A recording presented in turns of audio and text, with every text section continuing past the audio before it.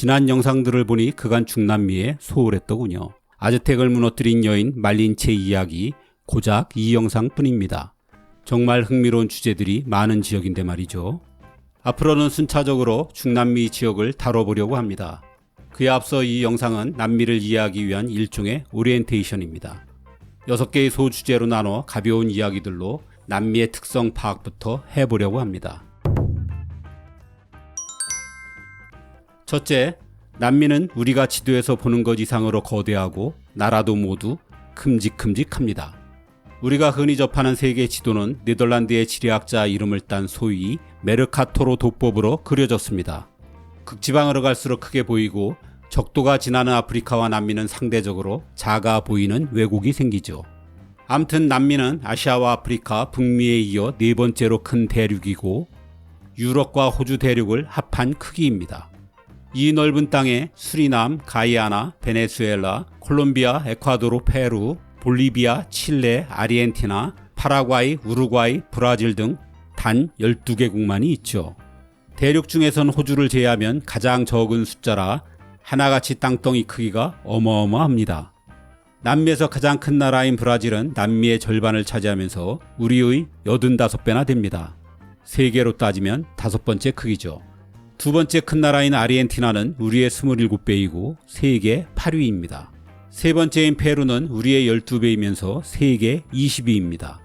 남미에서 가장 작은 나라인 수리남조차 우리보다 1.6배나 더 크죠.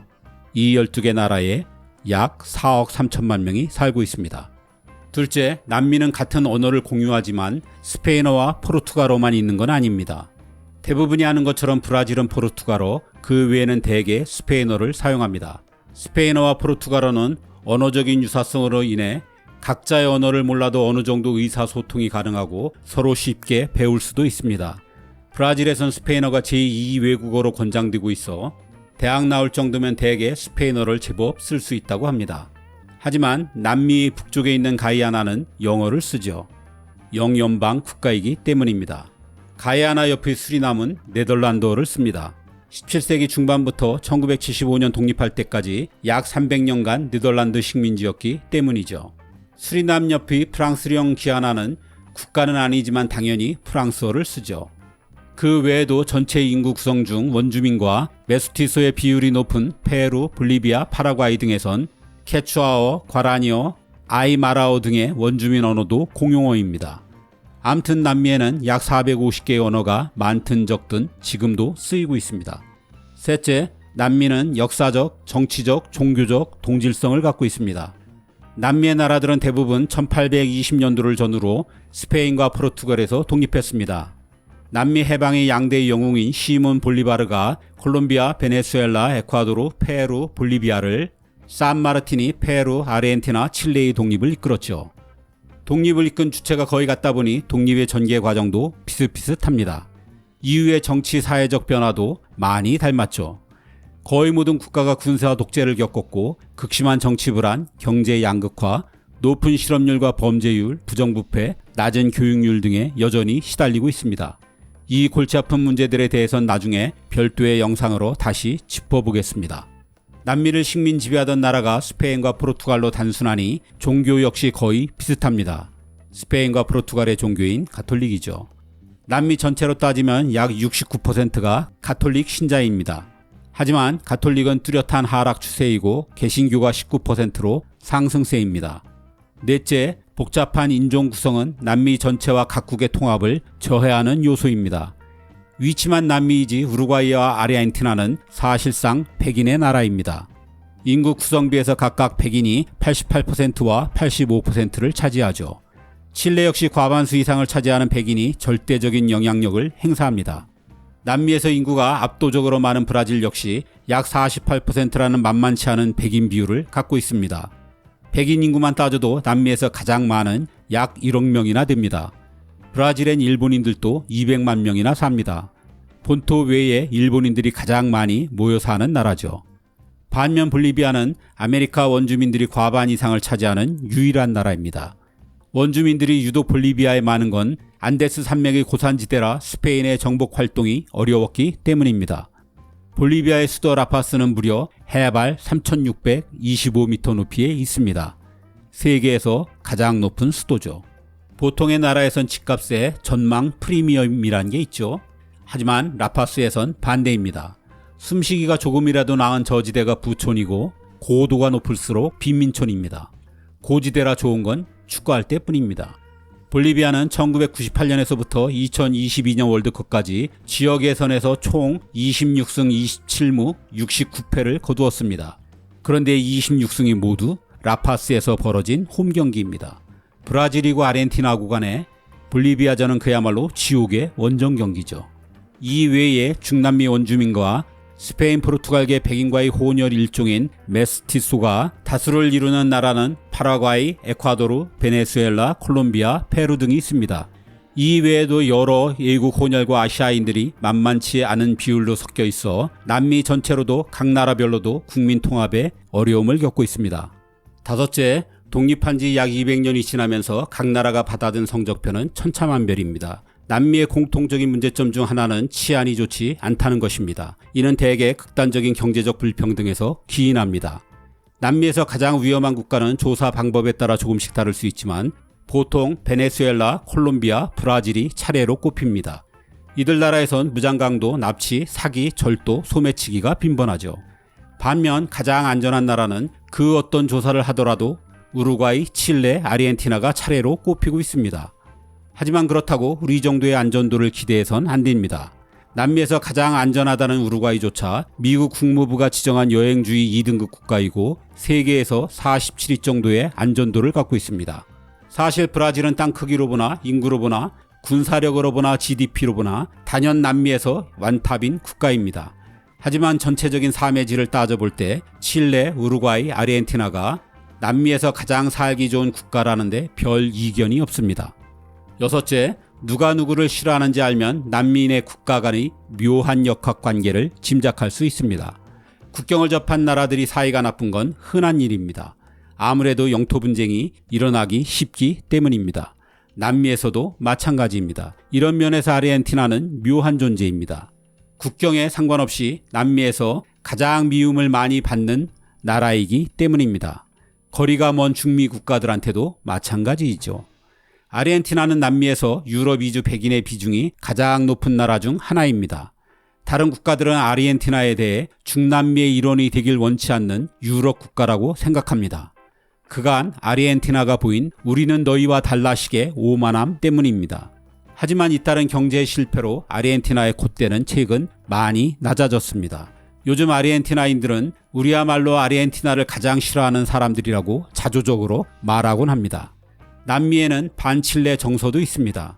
특히 국경을 맞댄 볼리비아와 페루가 몹시 싫어하죠. 19세기 말의 전쟁에서 패배하면서 페루와 볼리비아는 지금 광물의 보고인 아타카마 사막을 칠레에 빼앗겼죠.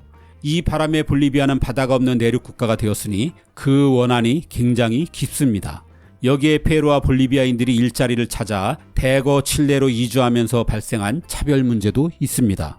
칠레와 아르헨티나도 아주 오래전부터 사이가 좋지 않기로 유명합니다. 어마어마하게 긴 국경을 함께한 탓에 영토 분쟁이 끊임없었죠. 결정적으로는 1982년 포클랜드 전쟁에서 칠레가 비밀리에 영국을 도운 게 나중에 드러나 아르헨티나가 큰 배신감을 느꼈죠. 남미에선 안데스 산맥을 창조해 칠레와 아르헨티나를 분리시킨 신께 감사를 드려야 한다는 얘기도 있습니다. 칠레와 에콰도르를 제외한 모든 남미 국가와 국경을 맞대고 있는 브라질은 대다수 나라의 미움을 받을 것 같지만 의외로 그렇지 않습니다. 콜롬비아, 페루, 파라과이와 영토 분쟁이 있긴 했지만 그리 심각하진 않습니다. 그렇다면 남미 일강인 브라질이 싫어하는 나라도 있을까요? 있습니다. 브라질은 그들과 축구로 맞붙는 모든 나라를 싫어합니다. 남미에서 흔한 농담이지요. 하지만 실제로 싫어하는 나라가 둘 있습니다. 우루과이와 아르헨티나입니다. 1828년 우루과이가 브라질에서 독립할 때 아르헨티나가 결정적인 도움을 주었기 때문입니다. 지금도 일부 브라질인들은 우루과이가 여전히 자국의 영토라고 생각합니다. 우루과이 역시 늘 브라질을 경계하며 살죠. 브라질과 아르헨티나의 관계는 긴장 상태에 이를 정도는 아닙니다. 하지만 아르헨티나가 브라질의 유엔 상임 이사국 진출을 늘 막을 정도로 남미에 대한 영향력을 두고 양국이 상당한 경쟁의식을 갖고 있습니다. 이렇듯 남미는 이웃나라 간의 제법 날카로운 신경전이 꽤 오랫동안 이어져 오고 있습니다. 하지만 1941년 에콰도르와 페루 전쟁 이후 남미 국가 간의 전쟁이 단 한 번도 없는 긴 평화를 누리고 있죠. 누가 뭐래도 역사적, 정치적, 종교적, 언어적 동질성이 한몫하고 있다고 봐야 할 것 같습니다.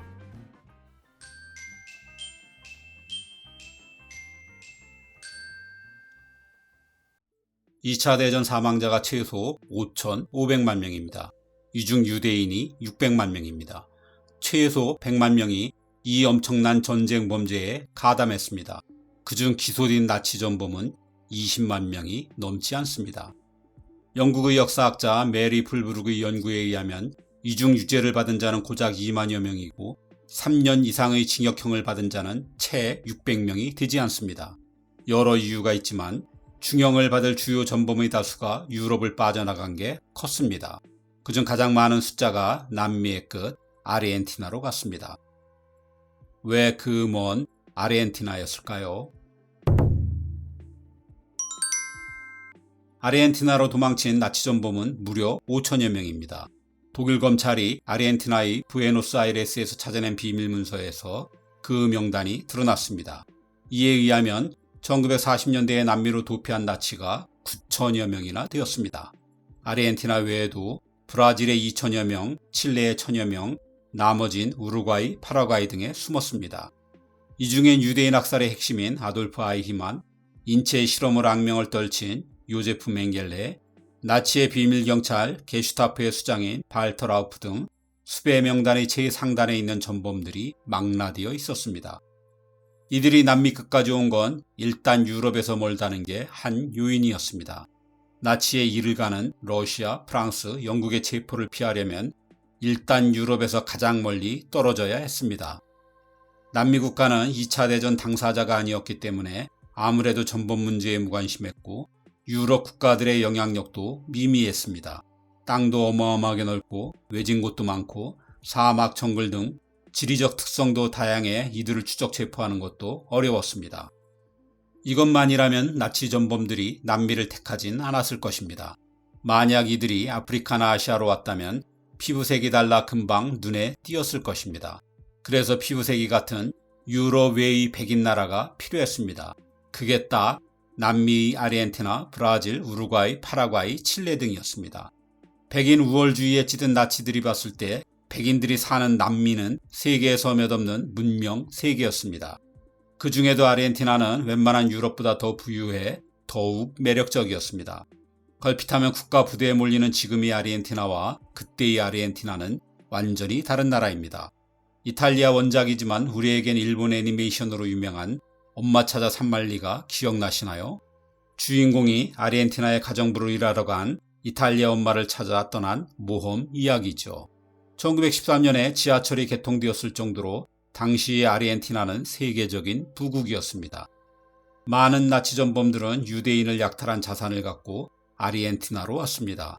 스위스 은행들이 돈 세탁을 해준 덕에 유대인의 자산은 아르헨티나 군부를 포함해 수많은 협력자를 구워 삼는 뇌물로 쓰였고 일부는 아르헨티나 산업 투자에 일부는 아르헨티나에서 네오나치 운동을 하는데 사용되었습니다.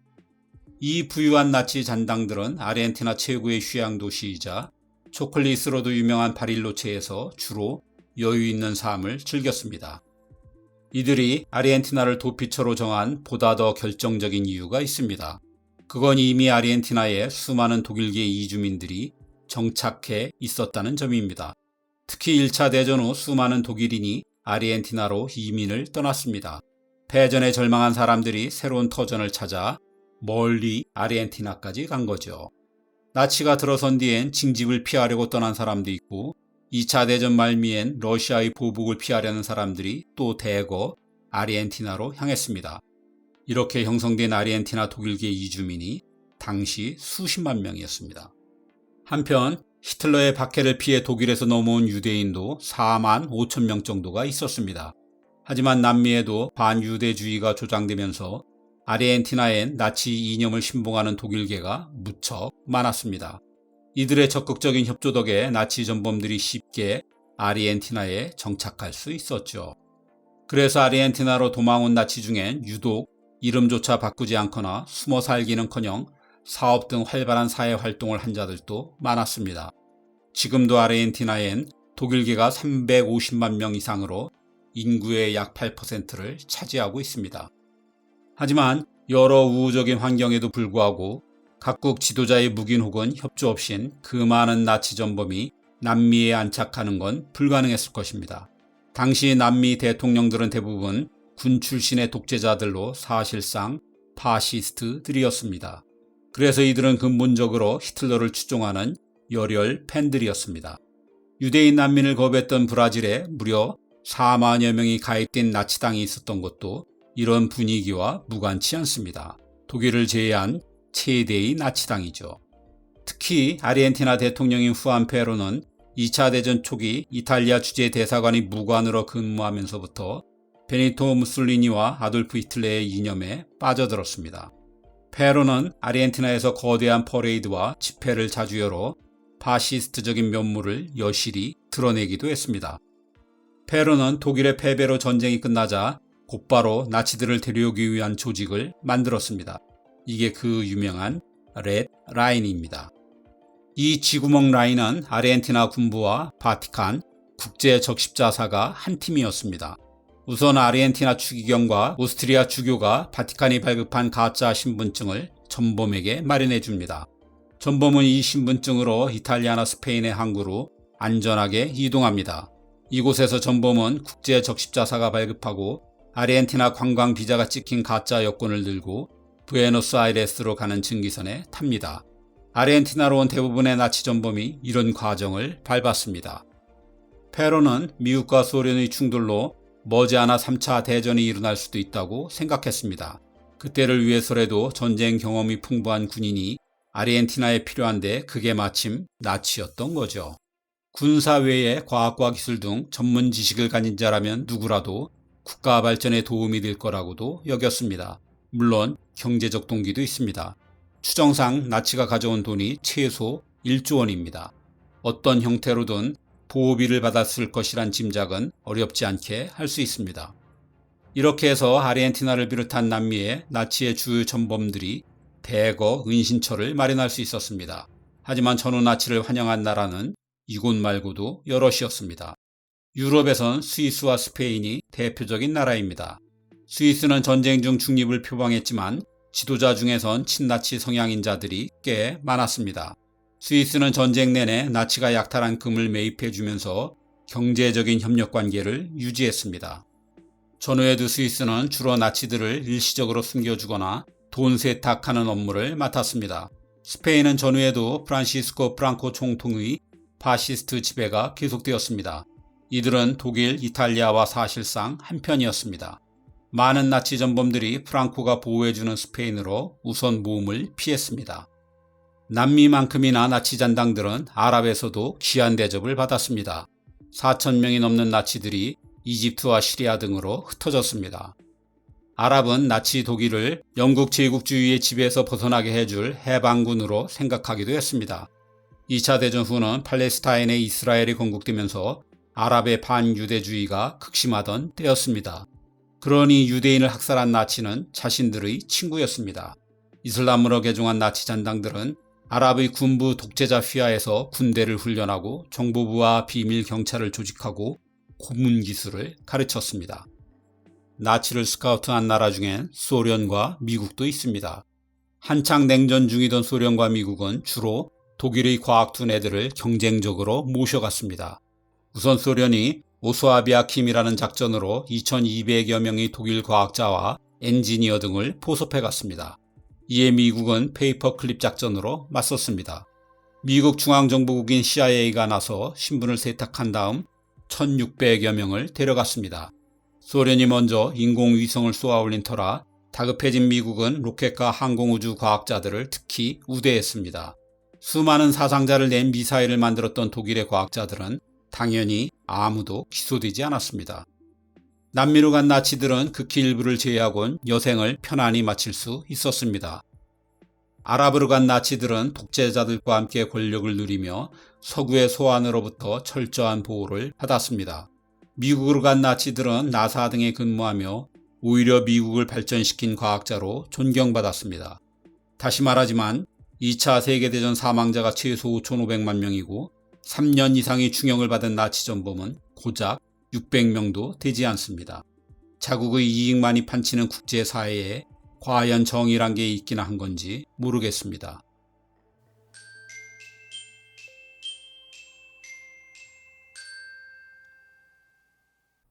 중남미는 스페인의 지배를 300년간이나 받았습니다. 이 기간 원주민에게 주어진 운명은 딱 두 가지뿐이었습니다. 죽음 아니면 노예죠. 스페인의 지배와 수탈은 정말 가혹했습니다. 지금도 중남미에서 저지른 스페인의 잔혹성은 검은 전설이라고 부릅니다. 세계를 함께 식민 지배했던 유럽 국가들 사이에서도 고개를 절레절레 흔들죠. 이제 콜럼버스가 이 대륙에 발을 들여놓은 지 500년 이상이 흘렀습니다. 독립한 지는 대개 200년이 넘었죠. 지금 이 땅엔 스페인어를 쓰는 나라가 19개나 됩니다. 그리고 중남미의 6억 5천만 명 중 약 70%가 스페인의 혼혈인 메스티소입니다. 콜럼버스와 코르테스, 피사로를 위시한 스페인 정복자들이 이 땅이 들어오기 전에는 없었던 완전히 새로운 인종이죠. 이들은 지금 스페인을 어떻게 생각할까요? 1492년은 스페인 역사에서 가장 중요한 해인 동시에 중남미인들에겐 운명이 한 해였습니다. 바로 이해 1월에 스페인은 이슬람을 몰아내고 레콩키스타를 완성했습니다. 무려 800년의 이슬람 지배였죠. 그리고 3월에는 유대인 추방령을 내렸습니다. 내친 김에 유대인까지 쫓아낸 것입니다. 오랜 이슬람 지배에 대한 반작용으로 스페인의 종교적 광기가 절정으로 치닫던 때였습니다. 그리고 마지막 유대인이 스페인을 떠나던 8월 말 콜럼버스는 아메리카로 향했습니다.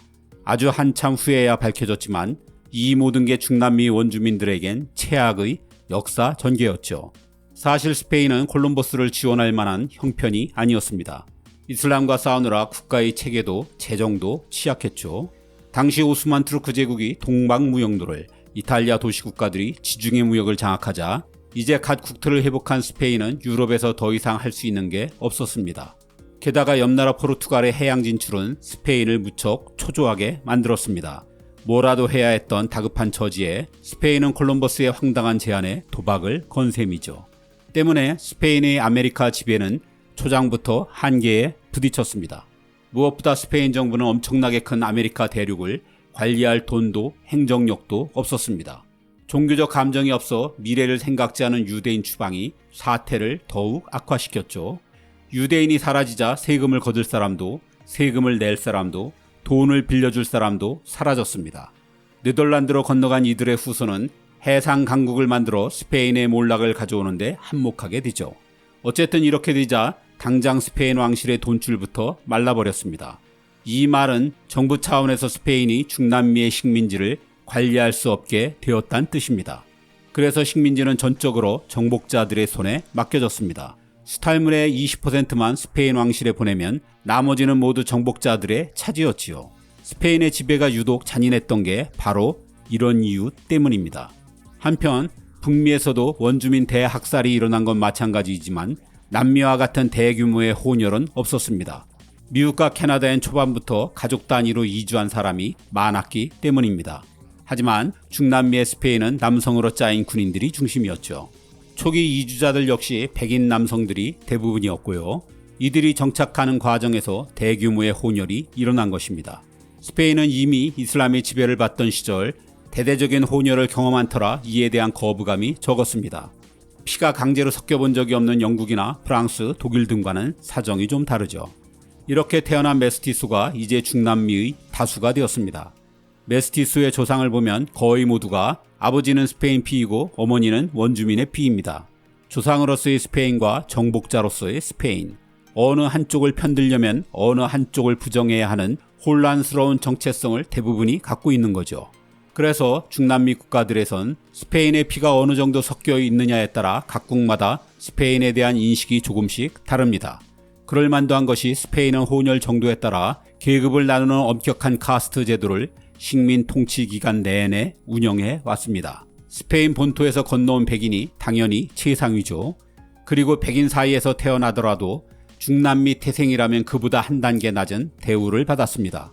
크리오요라고 불린 이들은 중남미의 지배자로서 막대한 부를 축적할 수 있었지만 정치적으로 출세하는 데는 한계가 있었습니다. 이 때문에 간혹 지배층에선 스페인으로 원정 출산을 떠나는 사람들도 있었죠.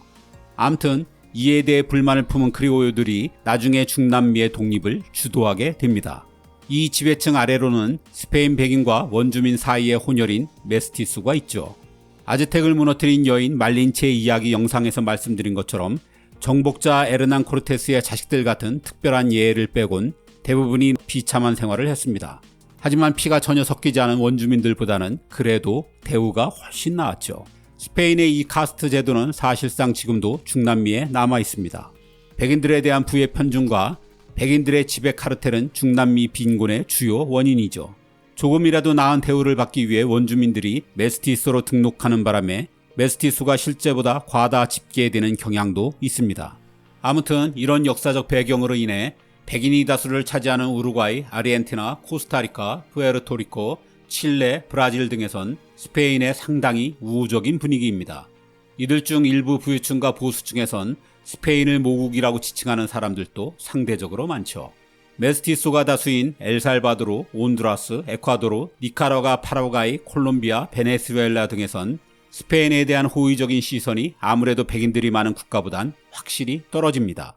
반면 원주민들이 상당 부분을 차지하는 볼리비아, 페루, 과테말라 등에선 스페인에 아직도 적개심을 가진 사람들이 제법 많죠. 또 하나는 스페인이 도착하기 전에 이미 찬란한 문명을 이뤘던 나라들에선 상대적으로 반스페인 정서가 좀 더 강합니다. 아즈텍의 멕시코, 고대 마야 문명의 과테말라, 잉카 제국의 페루가 그런 나라들이죠. 우린 일본의 식민 지배라는 뼈아픈 경험 때문에 중남미인들도 스페인을 몹시 싫어할 것이라고 지레짐작할 수 있습니다. 하지만 중남미에선 그렇지 않습니다. 중남미에선 우리와 일본 같은 가해자와 피해자의 구분조차 뚜렷하지 않습니다. 그건 우선 같은 언어와 종교와 혼혈에서 오는 동질감 때문이죠. 물론 중남미에서 지금도 케추아어, 과라니어, 아이마라어 등의 원주민 언어도 공용어로 대접받고는 있습니다. 하지만 실제로 이를 사용하는 사람들은 일부일 뿐 스페인어 사용이 압도적이죠. 스페인의 정복자들은 일부러 원주민들의 신전을 허물고 그 기단 위에 가톨릭 성당을 세웠습니다. 우리 신이 너희들의 신을 이겼다는 것을 상징적으로 보여줌으로써 원주민들의 반란 의지를 꺾으려는 것이었죠. 그래서 원주민들에게 스페인의 가톨릭은 한 손에는 성경을 또 한 손에는 칼을 든 종교로 보였습니다. 하지만 지금은 대부분의 중남미인이 가톨릭과 개신교를 유럽보다도 훨씬 더 열렬하게 믿고 있죠. 혼혈은 기묘한 방향으로 작용하기도 합니다. 극히 일부지만 메스티소 중엔 백인의 피가 섞여 있다는 것에 강한 자부심을 느끼는 사람도 있습니다. 이들은 마치 자신이 백인인 것처럼 유럽 제국주의에 적극 동조하죠. 메스티소 중엔 간혹 동양인을 멸시하는 사람들이 있는데 바로 이런 부류들입니다. 또 하나는 세월의 힘입니다. 스페인이 중남미를 침략한 지 벌써 17세대가 지나고 있죠. 독립한 지도 200년이고요. 낙천적인 기질의 중남미인들은 이미 오래된 과거라고 쉽게 치부해버리고 말죠.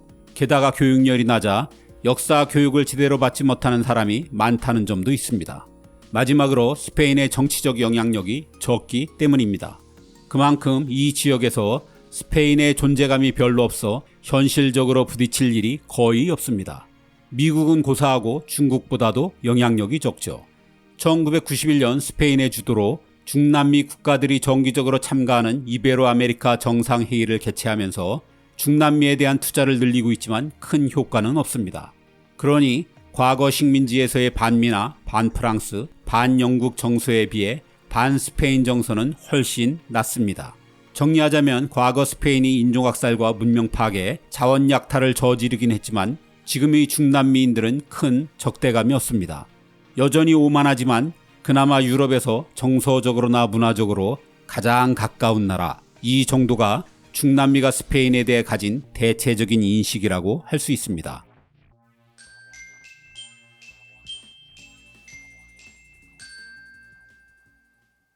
세계 최초 비행에 성공한 라이트 형제, 무성영화 시대의 코미디계의 황금 콤비였던 로럴과 하디, 서부 개척 시대의 전설적인 총잡이 빌리 키드, 2차 대전을 승리로 이끈 영국 총리인 윈스턴 처칠, 영화 역사상 가장 중요한 캐릭터인 찰리 채플린, 미국의 30대 대통령이 된 젊은 시절의 켈빈 쿨리지, 그리고 디즈니 애니메이션 토이스토리2에 등장하는 캐릭터 미스터 포테이토까지. 이처럼 다양한 직업을 가진 이들의 공통점은 볼러햇의 애호가들이라는 점입니다. 우리말로는 중산모라고 하는 모자죠. 가운데가 산처럼 봉긋 솟았다 해서 이런 이름이 붙었습니다. 요즘에도 많이 쓰는 페도라, 즉 가운데가 살짝 꺼진 중절모하고는 좀 다르죠.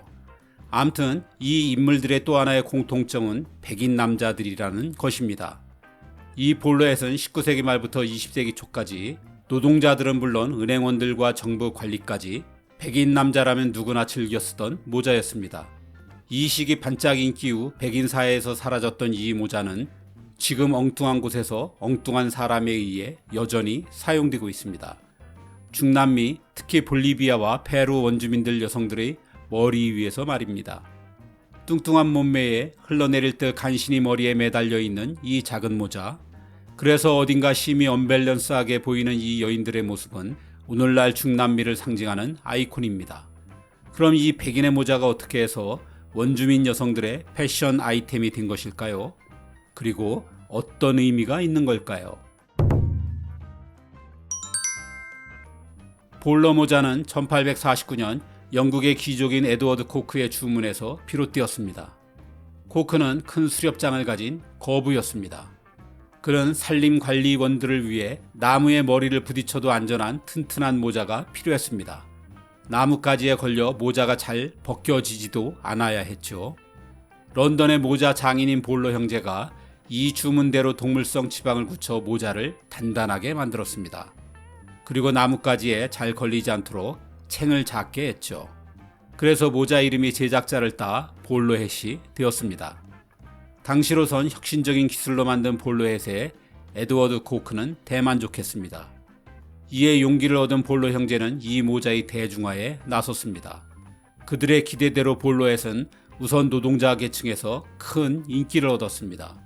무엇보다 챙이 작아 바람에 날아갈 염려가 적었기 때문에 철도 노동자들에게 특히 인기였습니다. 얼마 후 이 모자는 대서양을 건너 미국에도 전해졌습니다. 처음엔 주로 유명 경마대에서 기수들이 쓰는 안전모로 사용되었죠. 그러자 서부 시대의 총잡이들과 보안관들도 앞다퉈 볼러햇을 쓰기 시작했습니다. 존 웨인이나 클린트 이스트우드가 나오는 서부국을 보면 많은 총잡이가 챙이 넓은 카우보이 모자를 씁니다. 하지만 이는 영화적인 설정일 뿐이죠. 챙 넓은 큰 모자는 말을 달릴 때 바람에 날아가기 쉽습니다. 특히 권총 결투를 앞두고 바람에 펄럭이는 카우보이 모자는 치명적일 수도 있습니다. 무엇보다 서부개척 시대의 카우보이들은 총싸움보다 말 타고 달리다 떨어져 죽는 수가 훨씬 많았습니다. 그래서 카우보이 모자보단 챙이 짧고 낙마 때 머리를 보호해줄 수 있는 볼러햇이 서부의 마초들에게도 압도적으로 인기였죠. 미국에서 볼러햇이 서부에서 승리한 모자라는 별칭으로 불리는 것도 이 때문입니다. 대서양을 건넌 볼러햇 중에선 볼리비아에 도착한 모자도 있었습니다. 1920년대엔 철도 건설을 위해 꽤 많은 영국 노동자들이 볼리비아에 진출해 있었습니다. 영국 맨체스터의 한 볼러햇 공급업체가 이 철도 노동자들에게 팔기 위해 대규모의 모자를 볼리비아에 들여왔죠. 그런데 누구의 실수인지 영국인들이 쓰기에는 모자가 너무 작았습니다. 게다가 갈색 모자도 섞여 있었죠. 남자의 모자는 반드시 검은색이어야 한다는 고정관념이 강하던 시절이었습니다. 손해를 줄이기 위해 수입업자는 영국인보다 머리가 작은 볼리비아 남자들에게 절반값의 모자를 내놨습니다. 하지만 이 낯선 모자를 거들떠보는 사람은 아무도 없었죠. 그 다음엔 어린이를 겨냥했지만 역시 실패했습니다. 이제 남은 건 볼리비아 여성뿐이었습니다. 그리고 이야기를 지어내기 시작했죠. 우선 볼러햇을 남성용이 아닌 여성용으로 둔갑시켰습니다. 현재 영국에서 가장 인기 있는 모자로 패션을 아는 여성이라면 누구나 하나쯤은 가지고 있는 필수템이라고 사기를 쳤죠. 여기에 영악하게도 이 모자를 쓰면 아이를 잘 낳게 된다는 엉뚱한 설도 퍼뜨렸습니다. 볼리비아에서 중시하는 다산 문화를 악용한 것이죠. 조금 어이없긴 하나 이 마케팅이 통하면서 볼리비아의 여성들 사이에 볼로햇을 쓰는 패션 바람이 불기 시작했습니다. 그리고 점차 볼리비아를 넘어 페루 등 남미 여러 곳으로 퍼져나갔죠. 볼리비아에선 특히 토착민인 아이마라족과 케추아족 여성들에게 볼로햇이 큰 인기였습니다. 이들은 화려한 치마를 겹쳐 입어 엉덩이를 최대한 넓게 보이게 했습니다. 엉덩이가 커야 아이를 잘 낳는다는 다산 문화 때문이죠. 그리고 숄을 걸친 다음 두툼하게 따은 머리 위에 작은 볼로햇을 앉혔습니다. 치마나 숄 같은 전통 의상은 문제가 없지만 그 위에 얹어진 모자가 생경해서 처음엔 볼리비아 사회에서 큰 거부감이 있었습니다. 이 모자를 쓴 여성들은 한동안 공공건물 출입이나 택시 승차를 거부당하기도 했죠. 하지만 얼마 후 볼로햇은 남미 여성을 상징하는 문화 코드로 완전히 자리 잡았습니다. 사실 볼로햇은 머리보다 작고 챙도 짧아서 실용성과는 거리가 멉니다. 그럼에도 남미에서 볼로햇은 패션을 완성시켜주는 필수적인 패션 아이템이죠. 오늘날 볼로햇은 전통 의상은 물론 드레스나 비즈니스 같은 현대 복장에서도 함께 착용합니다. 초기에 검정과 회색 일변도에서 갈색과 흰색 등으로 색상도 다채로워졌고 모자 형태도 조금씩 다양해지고 있죠. 예전과 변한 것이 없다면 모자의 위치에 따라 결혼 유무를 드러낸다는 것입니다.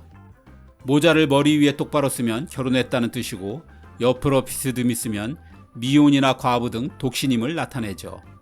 남미에선 볼로햇을 토착민의 자부심과 정체성을 상징한다고 말합니다. 하지만 그렇게 이해되기는 어려운 것 같습니다.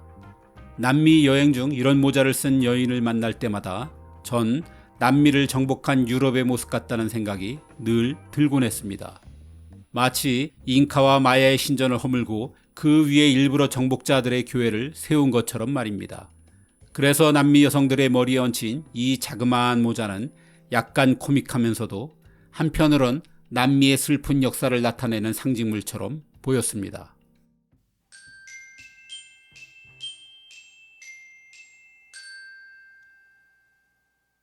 1492년 크리스토퍼 콜럼버스는 약 2달간의 항해 끝에 신대륙에 닿았습니다. 그는 이곳을 죽을 때까지 인도라고 믿어 의심치 않았습니다. 감격에 겨웠던 콜럼버스는 이때 디딘 한 섬에 히스파니올라라는 이름을 붙였습니다. 스페인 섬이라는 뜻입니다. 우리의 80% 정도 크기만 한 이 섬엔 지금 2개의 나라가 자리하고 있습니다. 서쪽의 하이티와 동쪽의 도미니카 공화국입니다. 출발이 같던 이 두 나라의 현실은 이제 극과 극입니다. 도미니카가 꽤 안정적인 중진국이라면 하이티는 조폭이 지배하는 생지옥입니다. 1인당 국민소득으로만 따져도 도미니카와 하이티는 6배의 차이가 납니다. 무슨 일이 있었던 걸까요? 한때 도미니카를 압도했던 하이티의 몰락을 보면 국제역학이 얼마나 잔인한지 참 여러 가지 생각을 하게 해줍니다. 히스파니올라는 18세기가 되어 우여곡절 끝에 서쪽의 3분의 1은 프랑스가 동쪽의 3분의 2는 스페인이 차지하게 됩니다. 이 섬의 100만 명에 달하던 원주민들은 이미 학살과 전염병으로 전멸된 뒤라 아프리카에서 온 흑인 노예들이 다수를 이루고 있었습니다. 이 식민지 경험이 양국을 완전히 다른 운명의 길로 가게 합니다. 당시 흑인 노예들의 삶은 어디나 처참했습니다. 유럽 열강들은 아프리카로 실어간 공산품을 노예와 교환하고 노예는 다시 북대서양을 건너 카리브해에서 설탕과 교환되었습니다. 이런 삼각무역으로 막대한 돈을 벌어들인 유럽인들은 이를 검은 화물을 흰 화물로 바꾸는 일이라고 했습니다. 이 중 그나마 스페인 지역으로 실려간 검은 화물의 운이 좀 더 나았습니다. 스페인 사람들이 자비로워서가 아니라 이 섬에 기울이던 관심이 일찍 식었기 때문입니다. 스페인은 바로 옆에 쿠바를 비롯해 다스려야 할 식민지가 아메리카 전역으로 엄청나게 늘어났습니다. 흑인 노예에 전적으로 의존해야 하는 히스파니올라보단 원주민을 함께 노동자로 쓸 수 있는 다른 지역이 더 매력적이었죠. 이 덕에 히스파니올라에선 흑인에 대한 수탈이 덜했습니다. 시간이 지나면서 도미니카는 백인과 흑인의 혼혈인 물라토가 다수를 차지하게 되었습니다. 이들은 1844년 독립할 무렵 대부분이 노예가 아닌 자유민 신분이었습니다. 혼혈이 다수인 덕에 흑백 갈등도 줄일 수 있었습니다. 게다가 독립 후에 도미니카는 농장주였던 백인들이 여전히 상류층을 이루었습니다. 그리고 유럽 백인들의 이민도 꾸준히 이루어졌습니다. 언어도 도미니카 전체가 유럽에 익숙한 스페인어를 사용했습니다. 이런 사정으로 도미니카는 비교적 쉽게 서구 열강으로부터 유럽화된 사회의 일원으로 받아들여졌습니다. 그 덕에 독립 후 해외 교역도 순조로웠습니다. 아이티가 있는 서쪽에 비해 평원과 강우량이 많았다는 환경적인 이점도 일부 있었습니다. 이들은 이제 사탕수수를 넘어 보크사이트, 니켈 같은 광물을 수출하고 있습니다. 거기에 국토의 30% 이상을 자연 녹지로 보호해 이를 활용한 고급 리조트 단지에 미국의 부자들을 끌어들이고 있습니다. 페드로 마르티네즈, 알버트 푸올스, 블라디미르 게레르, 미겔 테에다, 세미 소사 같은 야구 선수들도 도미니카의 유명 수출품이죠. 사실 도미니카는 특별히 내세울 게 없는 나라라고 할 수 있습니다. 이 정도의 스토리를 가진 국가는 어디서든 흔하죠. 그 평범함만으로도 국민이 굶지는 않는, 그리고 일상적으로 목숨이 위협받지는 않는 그럭저럭 살만한 개도국을 만들었습니다. 그런데 중남미 많은 곳에선 이런 평범함조차 기대하기 힘든 게 현실입니다. 불행히도 아이티가 그 대표적인 예입니다. 프랑스가 생도맹그라고 부른 아이티는 그야말로 보물상자였습니다. 유럽에서 소비되는 설탕과 커피의 절반이 이곳에서 나왔습니다. 프랑스가 가진 모든 식민지를 합친 것보다 이 작은 섬 하나가 프랑스에 안겨준 부가 더 많았습니다. 프랑스 국부의 3분의 1이 아이티에서 나온다고 할 정도였죠. 하지만 이건 순전히 흑인 노예들을 갈아 넣어 만든 결실이었습니다. 프랑스는 다른 식민지에서도 그랬지만 아이티의 흑인 노예들을 정말 악랄하게 다루었습니다.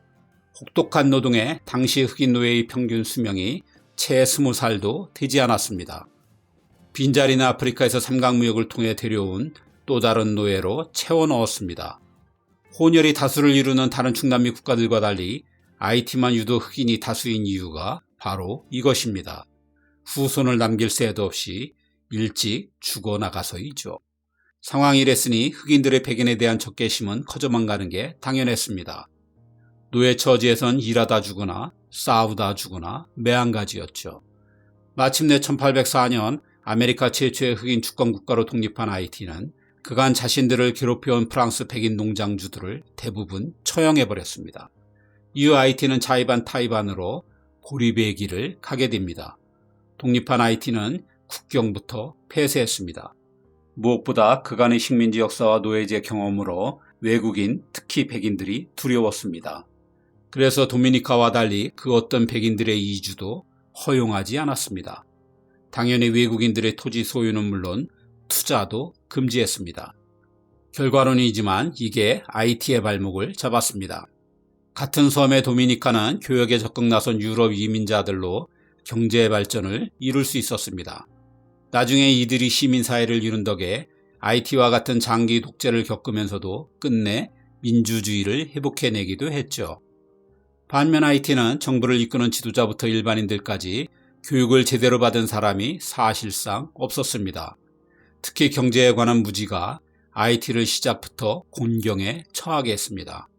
이들이 할 수 있는 것이라곤 농사밖에 없었습니다. 하지만 사탕수수와 커피만 먹고 살 수는 없었습니다. 백인 출입 금지로 수출길이 막히자 카리브해에서 아이티를 가장 부유하게 했던 이 작물들은 처치곤란한 쓰레기가 되고 말았습니다. 무엇보다 아이티를 궁지로 몰아넣은 건 주변국들의 보복이었습니다.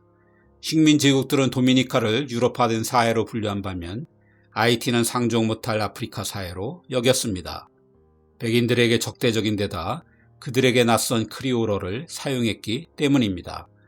아이티 크리오어는 각기 언어가 다른 아프리카인들이 소통을 위해 프랑스어를 중심으로 여러 어휘를 섞어 만든 언어입니다. 게다가 식민 제국들은 아이티를 무척 경계했습니다.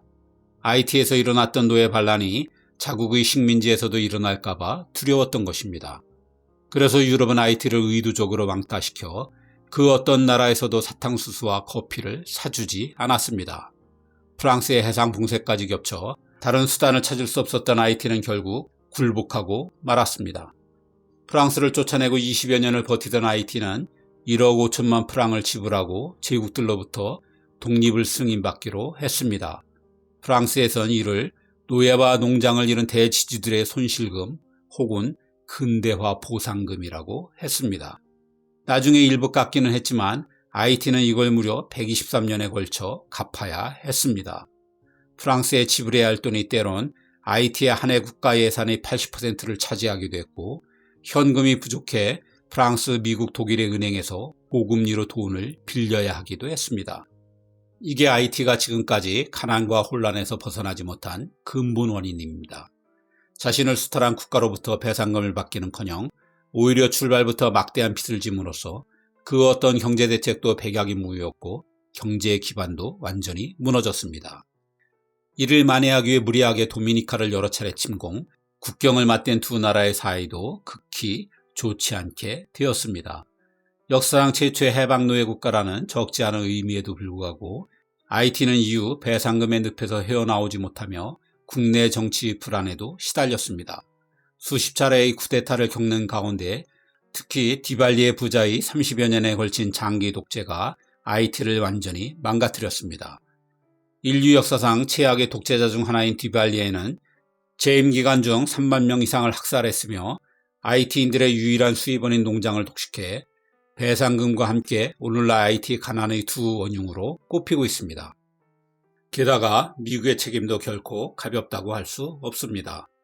프랑스에서 간신히 벗어난 IT를 이어 식민 통치했고 입맛에 맞지 않는 민선 정부를 쿠데타로 잇따라 끌어내림으로써 IT의 정정 불안을 부채질했습니다. 한때 카리브해의 진주였던 IT의 몰락이 어디까지 계속될지는 알 수 없습니다. 지금은 아예 무정부 상태로 깽단이 국가를 장악하고 있으니 끝간데 없는 바닥 밑에 또 지하실이 있는 격입니다. 국민의 절반 이상이 문맹일 정도로 교육 수준도 극히 낮으니 미래가 나아질 것이라는 희망도 잘 보이지 않습니다. 유럽이 강요한 새로운 질서에 반기를 든 유일한 검은 섬 IT의 운명이 너무 가혹하다 싶습니다.